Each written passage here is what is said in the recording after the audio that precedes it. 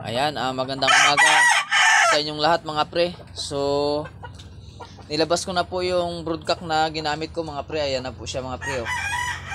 Kasi po naglimlim na rin po yung ano niya, yung sinalang ko na isang piraso. Ayan po, naglimlim na po siya. So, nilabas ko na po mga pre. Yung broodcock na ito mga pre, muntik na po namin makatay ito dahil sabi po ng kuya ko, baldado daw yung kanang pakpak. Hindi pa po ito nalalaban, pero nung tinignan ko, okay naman, hindi naman baldado yung ano niya, yung kanang pakpak. Yung broodcock na ito mga pre, sinyalado po ito. Aywan ko po kung nakakita na po kayo ng ganitong sinyal mga pre. Ipakita ko po, ilabas ko po siya sa limber para makita nyo po yung sinyal ng manok na ito mga pre. Ito lang po. So yun mga pre, nilabas ko po yung broodcock. Ito po siya oh. Medyo maglulugo na po siya eh. Ipapakita ko po sa inyo yung sinyal mga pre. Ito po. Ayan oh. Kung mapapansin nyo po, doble po yung daliri niya po sa fructo.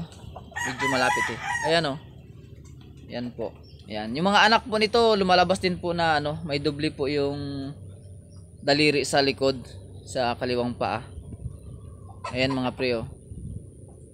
Hindi ko po alam kung magandang klase po ng sinyal yan mga pre. Pero yung mga anak po nito, ano po, nagkakaroon din po ng doble yung ano, mga daliri sa likod. Ipakita ko po ng ano, mas maganda. So yan mga pre oh, talagang doble po yung ano niya, yung daliri niya sa ano. Yan po, dalawa po yung kuko niya. Yan. Oops. Muntik na po namin makatay ito dahil ano po, baldado daw. Hindi ko po alam yung bloodline nito mga pre dahil binili ko lang rin po yung broodcock namin. Tapos ito po yung palabas namin. Hindi po siya nagamit sa laban kasi po baldado daw, pero napakagaling po yung manok na ito mga pre. Doble po yung daliri. So yun lang mga pre, marami pong salamat at magandang araw po sa inyong lahat.